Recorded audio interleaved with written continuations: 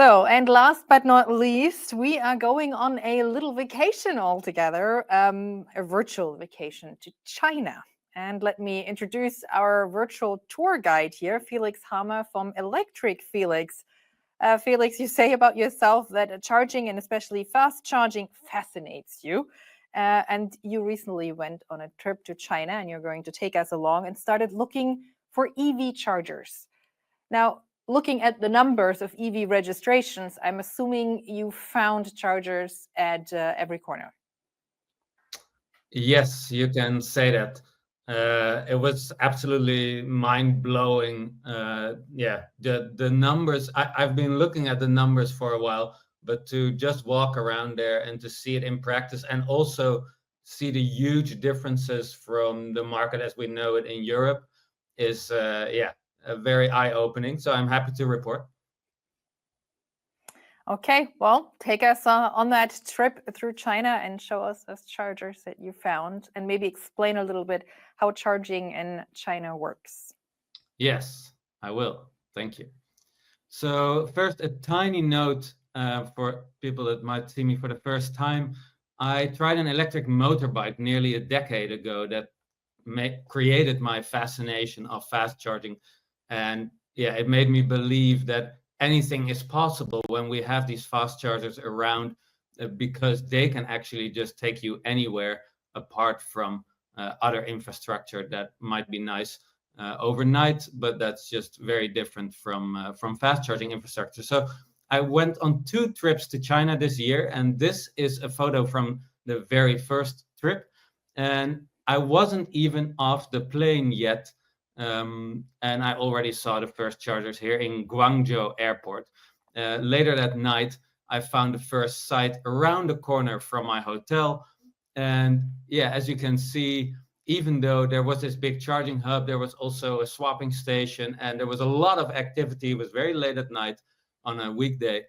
But there's also this car parked on the side, parked, just dumped there, and it looked to have been there for years. So just fascinating stuff. I've photographed the sign for everybody to see because mainly point 5 interested me. Of course, I used AI to translate the sign for you to stay clear of the vehicle during charging, which, yeah, as far as I saw, pretty much everybody in China was in their vehicle when charging. You see fast charging everywhere, and a lot of people are actually in the chargers. Here we are in a Guangzhou parking lot of a GAC, a local manufacturer. That's sort of, you know, if Guangzhou is Wolfsburg, then GAC is the local Volkswagen.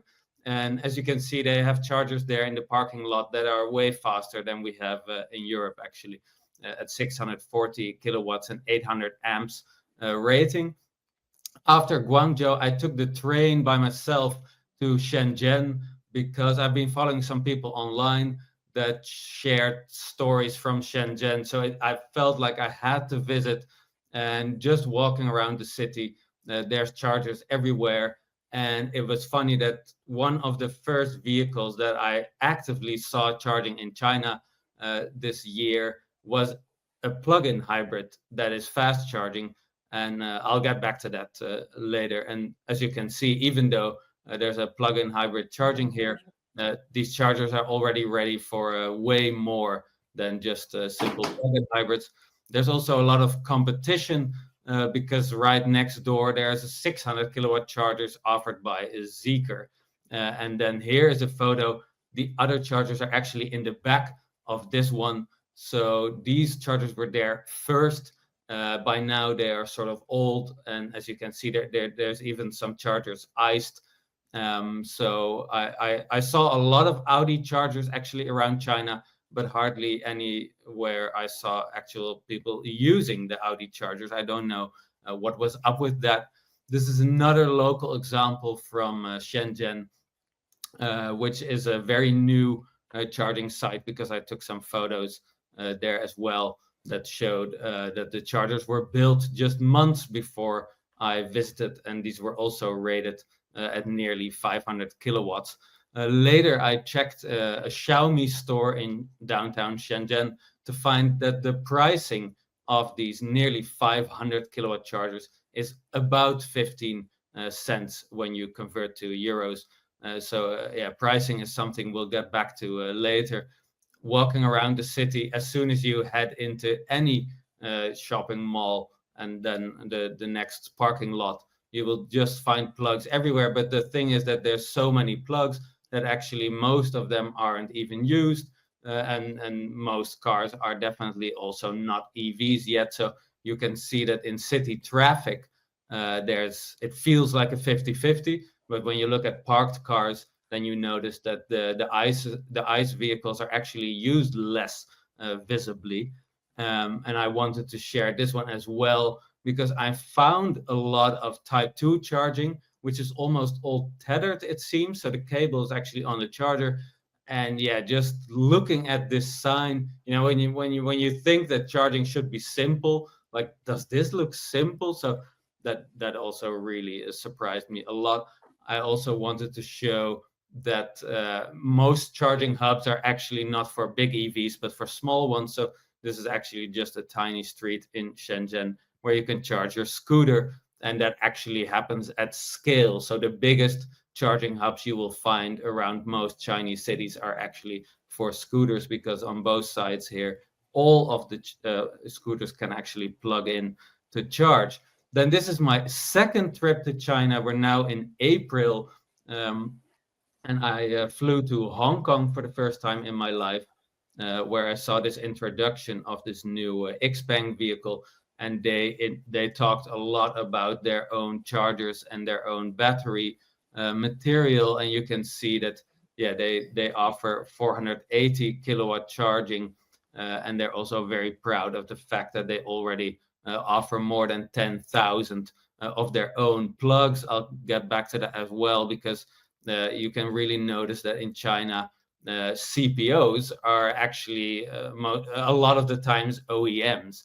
And this is one of the fastest charging vehicles that I've been obsessed with for a long time. So I was very happy to even see it in Hong Kong.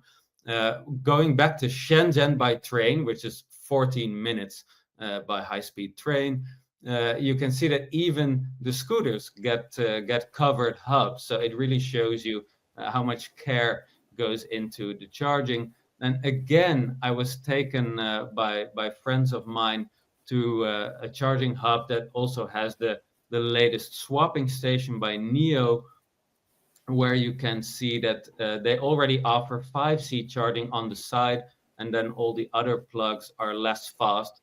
So most of their vehicles aren't even BEVs yet, but they can still go here for 5C charging. So you can also really notice that there's this way different advertising of charging speeds when they talk actually in sort of battery capacity instead of the 400 kilowatts as we know it.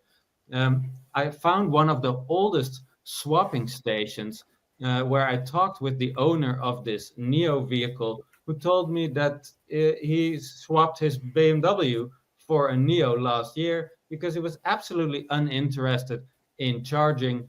So he wanted this car that can swap. And I was told by the people operating this station, because this is a Gen 1 station, 3 years old. By now we're at generation 4, so that's what I showed already. So you can see the just speed of change within China is just crazy. And the amount of swap stations in the city of Shenzhen is about 60 stations, which is the same amount that NIO operates in all of Europe. Yet the battery rental costs half the price in China, and it really makes people that aren't into charging go EV anyway. Walking around my hostel area in Shenzhen back in April, I just ran into a random fast charging site that would be bigger than anything Amsterdam has. So many operators compete against each other here. This is a photo from the same site, just a bit more in the back. And then I have another one at night. So late at night, there's a lot of traffic. Everybody's charging. You can also see that Teslas charge at the competition, because in China, Tesla is actually one of the most expensive fast charging operators. So it makes a lot of sense to charge elsewhere. So I found Teslas at all chargers and also at superchargers, but you really don't need the superchargers anymore because all these networks opened up to everybody. And then here's another example from an OEM operated station where they already offer 800 kilowatt charging, even though their own vehicles cannot even charge that fast yet, but the infrastructure is already installed, ready to go. Here are some shots that I took when actually driving, because this last trip I was lucky enough to actually drive in China, and it created this possibility to just click around on the display a bit and just see how many fast chargers are actually nearby when you're just on the road in a random suburb of a random city. The prices are crazy. You can find 180 kilowatt charging at 10 cents if you look at it in euros. And you have to realize that a liter of petrol costs about €1 in China. So these things really matter. Then this is the highway between Shanghai and Hangzhou, actually, where luckily our coach stopped and I could run out to see the chargers. And as you can see, for Chinese, this is not a big station in China. It is a random weekday. It is late at night. It's very crowded, cars coming in and out. Some of them in the headlights, they show how fast they are charging. We forbid this kind of stuff in Europe. Why do we? I don't know. Everything about China fascinated me so much. I could talk about it all day, but I try to keep it short and not give too much statistics, but just this virtual tour of what I've seen on my 2 trips this year. Thank you, Felix. I have some statistics. By the end of 24, and I know we are now the end of May, and you mentioned speed. That's not just charging speed, but also construction speed in China is quite high. But at the end of 24, China had approximately 12.82 million EV charging points, which is an increase of almost 50% compared to 2023. So we see there is a lot going on in terms of the number of charging points, which is obviously also to support the goal of 20 million new energy vehicles, so plug-in hybrids and BEVs by the end of this year. So you showed, the images that you showed were all from cities. Did you actually go outside of cities as well and can kind of say what it is like in terms of infrastructure availability there? Is it limited to cities, or is it easy to own an EV in the countryside as well? It is definitely easy to own an EV in the countryside as well, but you can see that the speed differs. And I think it's also the uptake of EVs in these cities is also a regulation related. So it's just very obvious that you see so many of these green license plates going around in the cities. And I think that's also because it's restricted. If you have a blue license plate, you probably cannot drive your car every day, and definitely not anywhere. Even when we were in the countryside to try out some cars, I saw my first petrol scooter, which in the cities are just absolutely, I hunted for them for weeks, didn't find anyone.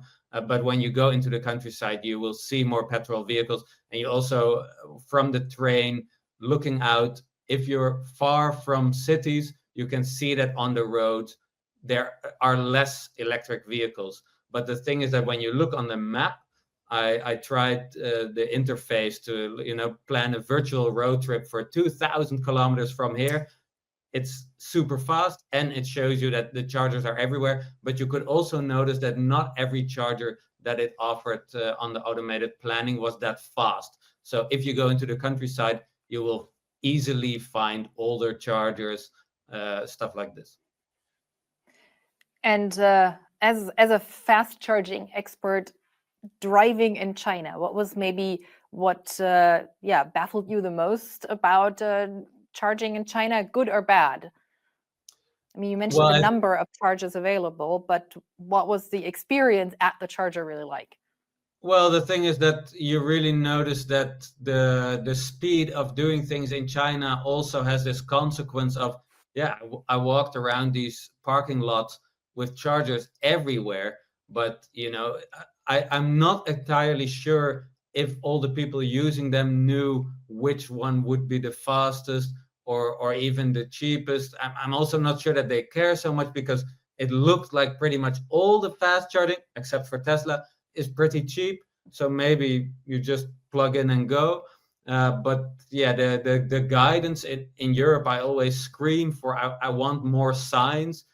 I saw some signs in China, but really not that many.